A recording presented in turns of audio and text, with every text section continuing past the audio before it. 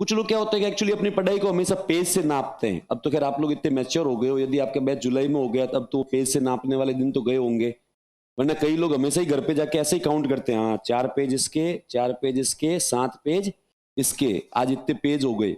चलो वैसे याद करने के हिसाब से काउंट करना गलत नहीं है, लेकिन पेज भरना ही पढ़ाई नहीं है। कई दिन आपकी ऐसी क्लासें होगी जिस दिन जो पेज ज्यादा भी हो जाएंगे, 9 एक क्लास होगी, फिर मतलब 9 ही पेज हो जाएंगे, कभी हो सकता है केवल 2 ही पेज हो। तो हो सकता है जिस दिन 2 एक पेज हुआ हो उस दिन समझने वाली बातें क्या थी, ज्यादा थी। जिस दिन कभी कभार जैसे कोई फैक्ट्स आ गए ज्यादा तो एकदम से हो सकता है पेज ज्यादा भी भर जाए, तो वो सब कुछ चलता रहता है, खैर नॉर्मल। अब रही बात पढ़ना क्या है, तो पढ़ने केवल नोट्स ही है, नोट्स के अतिरिक्त आपको कुछ भी नहीं पढ़ना है। फिर भी किसमें एनर्जी बचती है, यार कहते नहीं मुझ में तो एनर्जी है, तो फिर एनसीईआरटी पढ़ लो। वैसे उसकी जरूरत रहती नहीं है, वैसे आपका बैच इतना पुराना है इसलिए इस प्रकार की प्रॉब्लम आया मतलब आती नहीं है, वरना नया नया बैच होता है तब हम लोग इस प्रकार की जो मतलब ना समस्या हमेशा फेस करते हैं हर नए बैच में, कि जैसे ही किसी को कहते हैं केवल नोट्स नोट्स पढ़ना है तो मानते ही नहीं स्टूडेंट। स्टूडेंट को लगता है ऐसा थोड़ी ना होता है, केवल नोट्स पढ़ने से कोई सिविल सर्विसेज में आईएएस के अंदर और आरएएस के अंदर सिलेक्शन थोड़ी ना होते हो। उनको लगता है पता नहीं, तैयारी स्टार्ट करने से पहले उनको ऐसा लगता है कि मतलब सिविल सर्विसेज की तैयारी करने के लिए तो पता नहीं कितनी किताबें पढ़नी पड़ती होगी, पता नहीं, उनको ऐसा लगता है उनका घर तो किताबों से भरा हुआ पड़ा रहता होगा। ऐसा नहीं होता है, लिमिटेड बुक्स पढ़नी होती है। इसलिए हम लोग कहते हैं केवल नोट्स पढ़ लो, और नोट्स पढ़ने के अतिरिक्त यदि एनर्जी बचती है तो वो एनसीईआरटी पढ़ लो।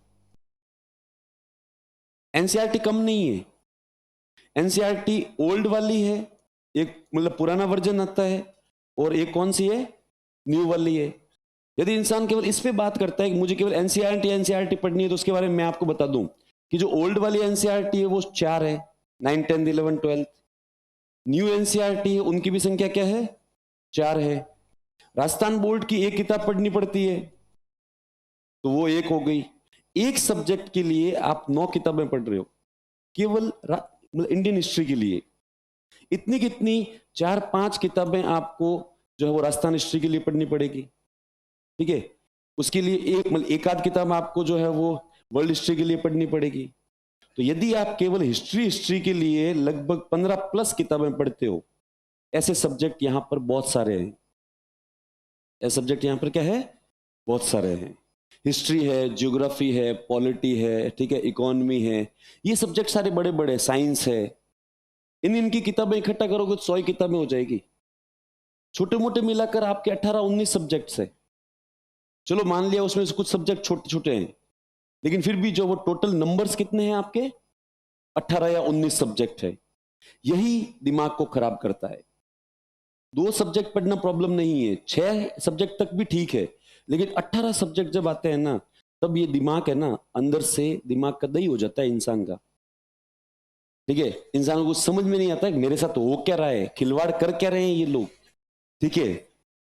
मतलब क्या मेरे को एक प्रकार का जो है वो रोबो बना के छोड़ रखा है।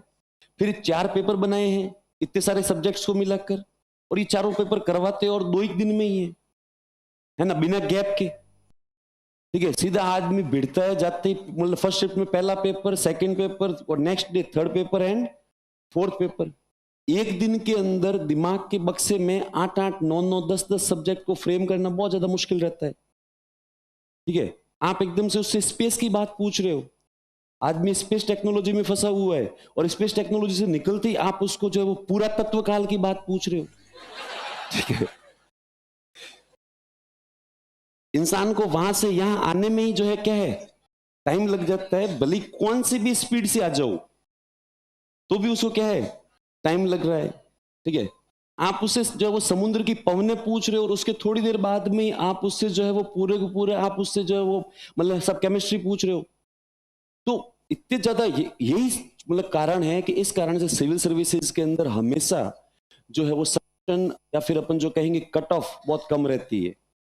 तो जब मैं बात ये थी कि नया नया बैच होता है तब उसको जैसे ही कहते हैं भाई आप तो केवल एनसीईआरटी पढ़ लो, लेकिन कुछ स्टूडेंट पीछे पीछे आ जाते हैं और कहते हैं नहीं साहब आप तो एक आध कोई वो जो है ना रेफरेंस बुक ही बता दो। तो फिर हम कहते हैं इतना पढ़ लो बहुत है, तब कहते हैं नहीं सर रेफरेंस बुक बताओ, तब हम कहते हैं चलो रेफरेंस बुक एक आध ये भी पढ़ लो। लेकिन जैसे जैसे बैच 3 महीने 4 महीने पुराना होता है उसको ज्ञान की प्राप्ति मतलब होने लग जाती है। जैसे ही घर पे स्पाइरल की संख्या 4 या 5 होती है तो फिर उसको लगने लग जाता है कि नहीं, सर ने जो पहले दिन बात कही थी वो सही थी। ठीक है, पर स्टूडेंट चूंकि उसकी लाइफ का इतना बड़ा डिसीजन होता है, इसलिए किसी प्रकार की रिस्क लेना नहीं चाहता, इसलिए वो आके एक बार चीज की, वो चाहता तो खुद भी यही है कि अब मैं ये रेफरेंस बुक नहीं पढ़ूं, लेकिन फिर भी फैकल्टी के मुंह से वो मतलब वो जो सुनना चाहता है ताकि चीज एक बार टैली हो जाए, ताकि उसका दिल थोड़ा खुश हो जाता है, इसलिए आकर कहता है सर वैसे आपने जो पहले दिन कहा था ना, बात तो वो बिल्कुल ही सही थी, नोट्स और एनसीईआरटी ही पर्याप्त थे। मैं तो नोट्स पढ़ने के बाद में एनसीईआरटी पढ़ता हूं तो ठीक है, इक्के दुक्के नए फैक्ट मिलते हैं तो मिलते हैं, बाकी तो लगभग ऑलमोस्ट कवर हो ही जाते हैं। इसलिए सर मुझे ऐसा लगता नहीं है कि रेफरेंस बुक की जरूरत है। तब हम कहते हैं हाँ नहीं है, तो फिर सर मैं साइड में रख दूं? मैं वो साइड में रख दे तू, तो फिर वो साइड में रख जाता है, दिल खुश हो जाता है। जैसे जैसे बात बैच 5-6 महीने पुराना होता है तो वो लोग मतलब वापस आते हैं कि सर वैसे जो आपने पहले दिन बात कही थी ना, वो है ना बिल्कुल सही थी। तो फिर हम कहते कौन सी? कि सर आपने कहा था ना प्री तो वैसे ही सबका हो जाएगा, तो अब मुझे लग रहा है प्री तो मेरा हो ही जाएगा। इसलिए मैं सर एक काम करता हूं, नोट्स पढ़ लेता हूं और एनसीईआरटी के अंदर केवल मेंस वाले टॉपिक पढ़ लूं तो ठीक मतलब है ना, ठीक नहीं रहेगा क्या? हम कहते हैं बहुत ठीक रहेगा अच्छे से। तो सर ठीक है, यही करता हूं मैं, एनसीईआरटी के अंदर जो मेंस वाले टॉपिक है वही मैं पढ़ लेता हूं, बाकी ज्यादा पढ़ने की जरूरत नहीं है। तब हम कहते हैं चलो ठीक है ऐसा कर लो, तो मैं ऐसा कर लूं ना सर पक्का? तो कहता है पक्का, फिर हो जाते हैं। तो ये एक अलग प्रकार का ज्ञान है। ठीक है, अब देखो ज्ञान में धीरे धीरे समय के साथ वृद्धि होती है। ठीक है, जैसे ये बैच 7-8 महीने पुराना होगा, ठीक है, वो वापस आता है, सर एक काम था, एक बात करनी थी। हम कहते रुको, हाँ मैं कहा बताओ सर, वैसे मेंस के टॉपिक भी को अलग से पढ़ने का कोई लॉजिक नहीं है सर। वो क्या है कि सर अप्रोच अलग हो जाती है, शब्द अलग हो जाते हैं, सेंटेंस फ्रेमिंग बिगड़ जाती है। इस कारण से मैंने अभी टेस्ट दिए थे तो उसमें नंबर आए नहीं थे, क्योंकि मैं कभी तो जो है वो है ना नोट्स वाली लैंग्वेज लिख रहा था, और कभी मैं वो जो एनसीईआरटी वाली बातें दिमाग में आ रही थी उनको लिख रहा था, तो वो सारा सर वो एक्चुअली खिचड़ी हो जाती है दिमाग में। तो सर एनसीईआरटी छोड़ दूं क्या?